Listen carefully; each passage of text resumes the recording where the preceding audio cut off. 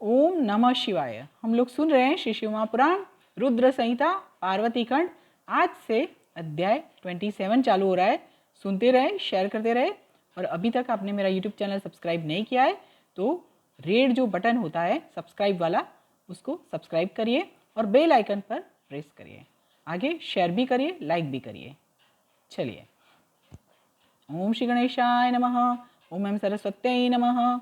ओम श्री सद्गुरुदेवेभ्यो नमः। ओम श्री स्कंद सहित उमा महेश्वराभ्याम नमः। ओम नमः शिवाय। आइए सुनते हैं। अथ सप्तविंशो अध्यायः। जटाधारी ब्राह्मण द्वारा पार्वती के समक्ष शिवजी के स्वरूप की निंदा करना। जो बूढ़ा ब्राह्मण आया है वो खुद शिवजी है, परंतु माँ पार्वती को भी नहीं पता है और उनकी सखी विजया को भी नहीं पता है। और ये जो बूढ़ा ब्राह्मण बनकर जो शिवजी आए हैं वो माँ पार्वती की कसौटी ले रहे हैं। इससे आगे जब विजया ने सब सच बताया कि माँ पार्वती किसके लिए तपस्या कर रही है, तो शिवजी ने बताया कि अगर ये बात सत्य है तो माँ पार्वती अपने खुद के मुख से बताए। तो आज सुनते हैं।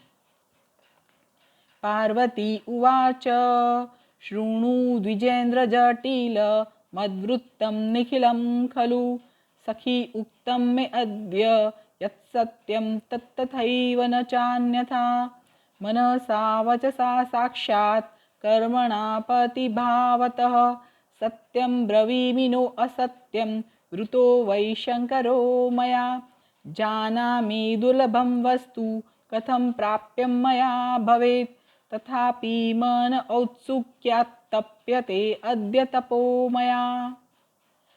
पार्वती माँ बोली, हे द्विजेंद्र, हे जटिल, मेरा समस्त वृत्तांत सुने।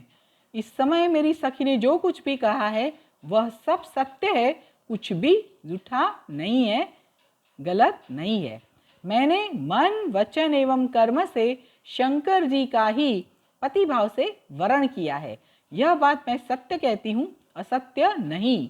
मैं जानती हूँ कि दुर्लभ वस्तु मुझे कैसे प्राप्त हो सकती है, फिर भी मैं जानती हूँ कि दुर्लभ वस्तु मुझे कैसे प्राप्त हो सकती है, फिर भी मन की उत्सुकता वश मैं इस समय तप कर रही हूँ। ब्रह्मोवाच इति उक्त्वा वचनं तस्मै सीता सा गिरिजा तदा उवाच ब्राह्मणः तत्र तच्छ्रुत्वा पार्वती वचः। ब्रह्मा जी बोले, इस प्रकार उस ब्रह्मचारी से कहकर गिरिजा चुप हो गई। तब वे ब्राह्मण पार्वती की बात सुनकर कहने लगे। आइए सुनते हैं शिव जी बूढ़ा ब्राह्मण जो हैं वो क्या बोल रहे हैं। ब्राह्मण उवाच एतावत् कालपर्यन्तं ममेच्छा महती अभूत् किं वस्तु कांक्षति देवी कुरुते सुमहत्तपः। ब्राह्मण बोले, अभी तक मुझे यह बड़ी इच्छा थी कि यह देवी किस वस्तु को प्राप्त करने के लिए अत्यंत कठिन तप कर रही है। तज्ञात्वा निखिलं देवी श्रुत्वा त्वन्मुख पंकजात् इतो गच्छाम्यहं स्थानाद्य थे अच्छसि तथा कुरु। हे देवी, तुम्हारे मुख कमल से सारी बातें सुनकर और उसे जानकर अब मैं यहाँ से जाना चाहता हूँ। अब तुम जैसा चाहती हो वैसा ही करो। देखिए, बात तो जान ली है शिवजी ने, अब ये चेष्टा कर रहे हैं कि यहाँ से चला जाऊं।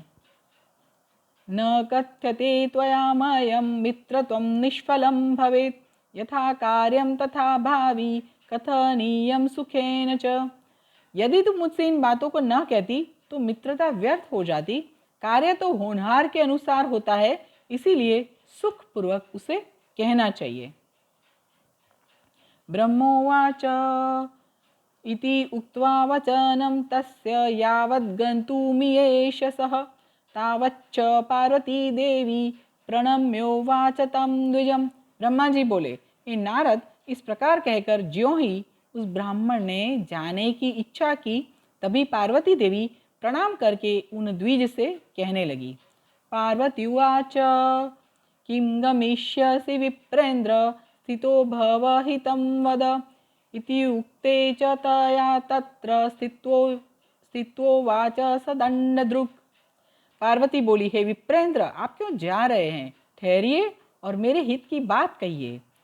उनके ऐसा कहने पर वे दंडधारी रुक कर कहने लगे।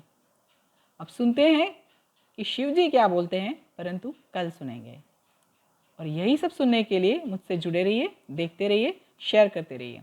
कल सुनेंगे कि माँ पार्वती का जो प्रश्न था उसका उत्तर जो बूढ़ा ब्राह्मण है, द्विज है, दंडधारी शिव जी हैं, उन्होंने क्या दिया।